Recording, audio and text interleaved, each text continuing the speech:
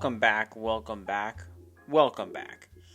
And today we are here to talk about NBA free agency and just the deals that have happened and what has yet to happen. I'm excited. Let's jump right into it. So free agency has been it's been weird, I think. I think we are just so used to deals happening as soon as like the clock hits 6, whenever it was. But that's not what happened last week or this past weekend. That's not what happened. We had a stall out and not much was happening. We got a Luke Cornett deal, right? And everyone was kind of waiting for this one domino to fall. And that domino was Paul George to the 76ers. And that, you kind of had an idea that it could happen that night, but you didn't know when, because you knew he wanted to meet with some teams. He wanted to meet with the Sixers. He wanted to meet with the Clippers, but we weren't sure when that was going to happen. It all started to make sense that it was going that he was going to go to the Sixers when he met with the Clippers that evening and said, "You know what? I don't think we're going to figure out a way. I think this is pretty much a lost cause. You guys don't want to spend the money. I think I'm worth the money. I want the extra year on my contract. Y'all are giving me 3. I want the 4. Just contract things, right?" And so I think once that happened, we're like, all right, he's coming to Philly, right? And I was like, all right, Paul George is going to be on my team. And I went to sleep, I want to say around 11 or so, because I got to work in the morning, right? This does not pay my bills yet, right? So I got to go to work. So I go to bed and I wake up in the morning. I wake up early because I got to get up early. And I see that we got Paul George. Not only did we get Paul George, we keep Kelly Oubre, which was a nice plus. I wasn't expecting both at all. Paul George signs with the Sixers, and it's exciting. I think you knew the Sixers had to do because they had so much cap space and they needed to do something, and it's time to go all in. So it's like the contract looks, whoa, $50 million a year for Paul George at age 34 or whatever, and you're paying him until he's 38. It's like the contract really doesn't matter. You just need to show that you are going all in to win and beat a championship. That's all that matters. Embiid's timeline is the timeline, right? It's not a negotiable thing at all. You need to do whatever you can to keep that window open for Embiid as long as possible. And right now, this is a 2-year window, right? You're thinking he's 30. His contract ends in 2 years, so I'm assuming they're going to extend it just because he's Joel Embiid and he's going to be I think you want to keep him forever.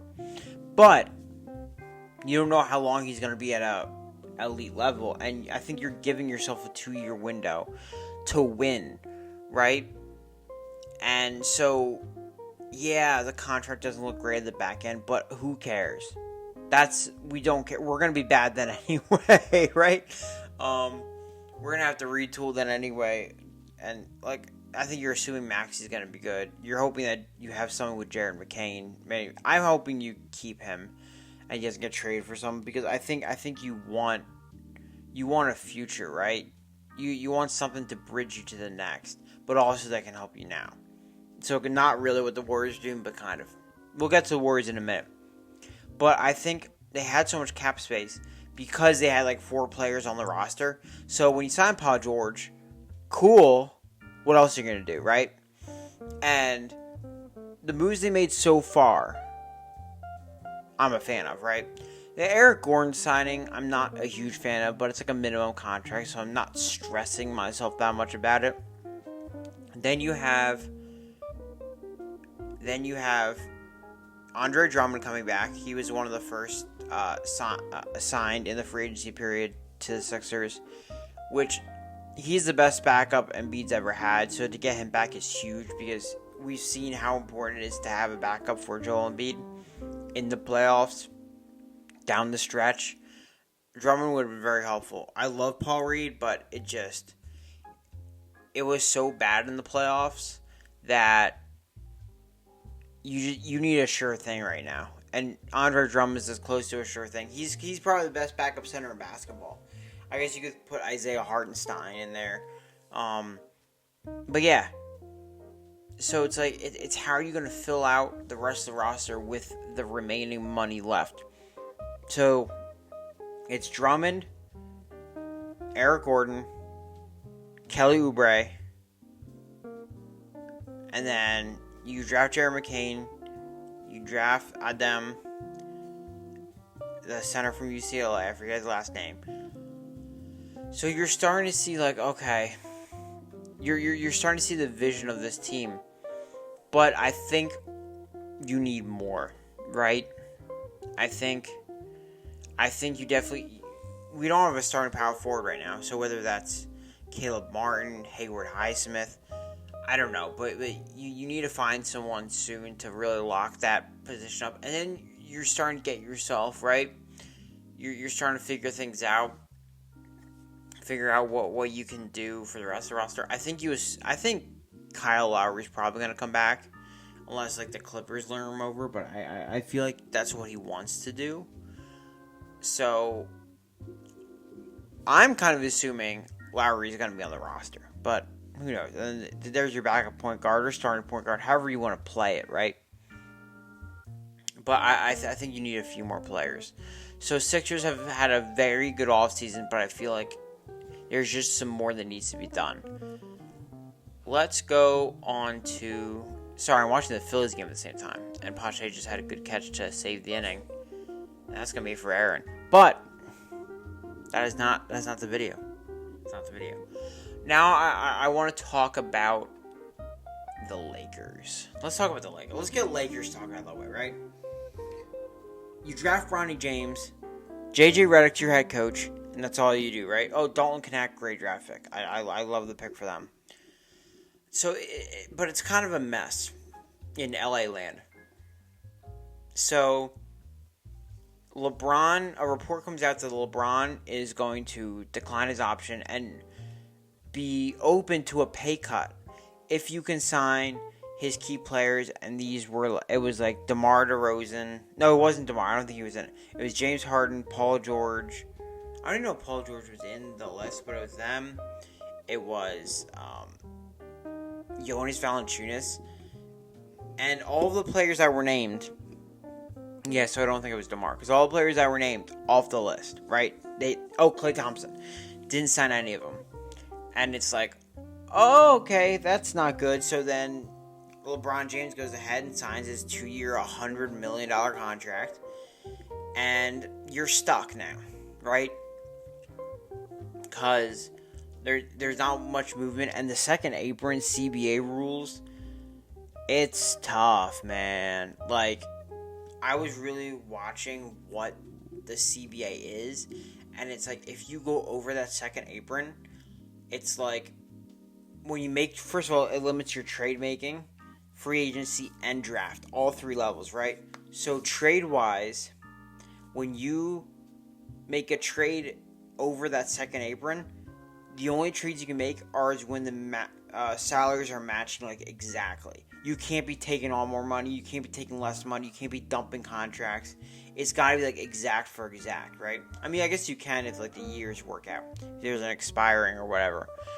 But, so yeah, that's a big deal. Pardon the dog if you hear the dog barking. It is what it is. So yeah, they're stuck, right? And you kind of,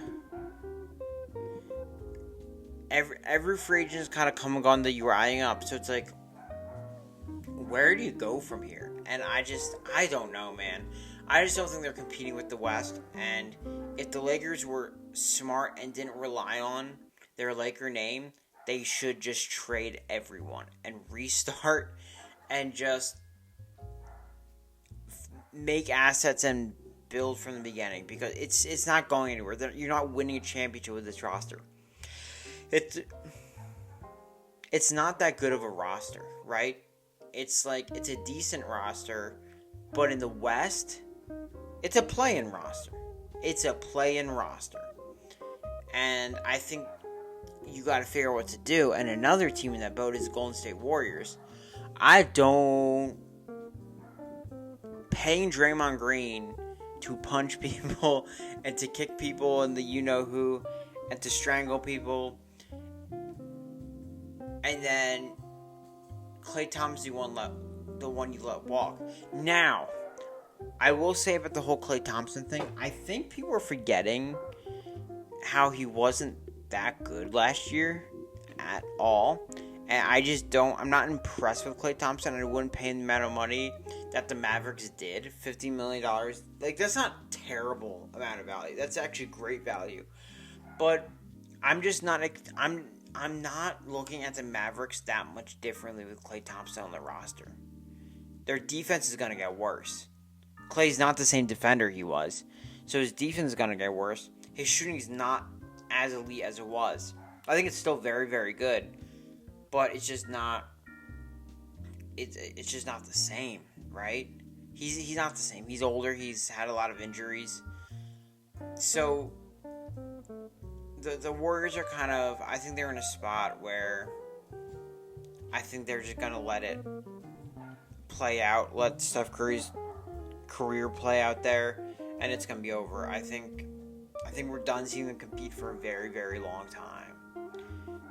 They signed D'Anthony Melton, like Kyle Anderson and Buddy Hield, which are good signings, but it's like, does that move me? No, it doesn't move me. They're saying like the new splash brothers with Buddy Hield and Steph Curry. I think Buddy Hield's gonna do good, but he's struggled a lot last year, taking on a bigger role in a very competitive team, right? So it's like, I don't know. I don't know. The Warriors look a little scary to me. Speaking of, as we're talking, let's just say in the West, the Nuggets losing Kentavious Caldwell-Pope to the Magic for a 3-year, $66 million deal. Great deal for the Magic. Go all in. Get players that are going to fit perfectly. Fit that defensive mindset. But also add scoring, which you really need. He's a great shooter. And I think it's just good to be aggressive and to get these kind of players on your roster. So yeah. The only thing with Nuggets is you're just letting these key players of key rosters, Bruce Brown last year, this year's Kentavious Caldwell-Pope, and it's like, you need these players to be as good as you were. And you're really relying on Christian Braun to do a lot for you, which I like Christian Braun. I just don't think that's fair to expect from him. So I don't know. I think this is going to hurt them. And with how good the West has been, and they're not really getting better, and I don't think like a Russell Westbrook deal is going to do much at this stage of his career. But it's like, teams are getting better. Like the Oklahoma City Thunder, who we talked about Alex Caruso signing. Then you bring Hartenstein, you pay him a lot, but honestly, your superstars are on rookie deals or small deals. So it's like,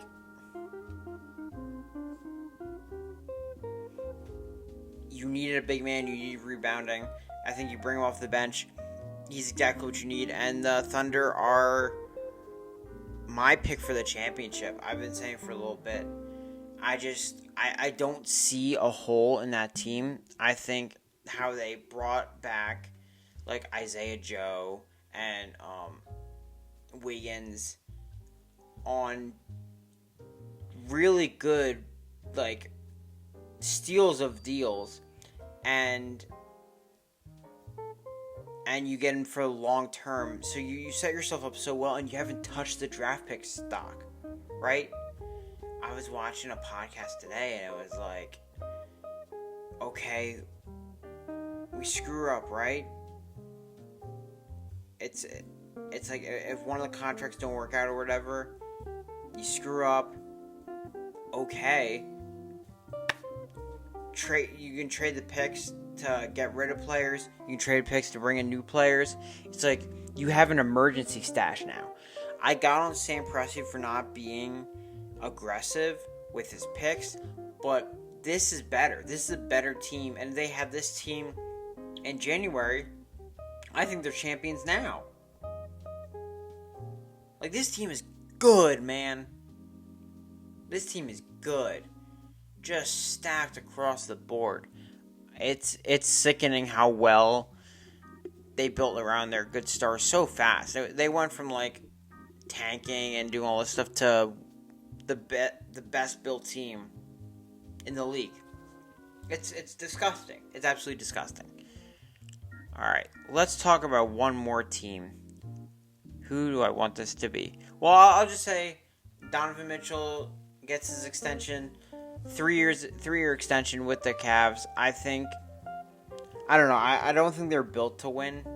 I don't know if they'll be built to win in 3 years to compete with the Celtics, Sixers, Knicks. Oh, I gotta talk about the Knicks. But I think it's good for Dono to find a home and to sign that extension to erase all the questions of what's he gonna do. So yeah, let's talk about the Knicks. They are the Nova Knicks, traded for Mikal Bridges, re-sign OG Anunoby. They're losing Isaiah Hartenstein, so they really got to figure out that center position. There's some options out there, but they really got to figure that out because they use the resources on making a role player super team, and I mean they did it, and I think they're gonna be really good. They're probably tied with Philly with like the second best team in the East. So, I mean, I think sky's the limit for them. I think 5 picks is a lot for Mikal Bridges, but at the same time, I think when you're at this stage of competing and you need to go all in, right? And you get a young guy who's going to play every game. Tibbs is going to play him into the ground, but you know what? If there's a guy that could withstand it, it's probably Mikal Bridges. So it's fine in my book, right? It's a lot. I'm glad the Sixers didn't give up 5 picks for him. I'm cool with Paul George for no picks, but man, the Knicks are going to be good. I think they're capitalizing on their moment, and this is exactly what they need to do. They've been aggressive. So yeah, let me know what you think. DeMar DeRozan. I don't know where he's going to sign. I think the Clippers are like the easiest bet. I heard stuff about the Miami Heat, but I don't know, man. I think he might have to sign for cheaper, which sucks because he's a great player and deserves a contract because he's not going to have many more opportunities for a bigger contract, which is why I think he's holding out because you only get so many opportunities at big contracts, so you want to max that as much as you can. So he's probably finding the best thing for him. So I think he probably goes. He's probably going LA or Miami, and I think that's just going to be what it's going to be. So yeah, let me know what you think. What do you think is going to happen next? What's the next big domino to fall? Where does DeMar go? We'll see. Thank you. Peace. See you next time.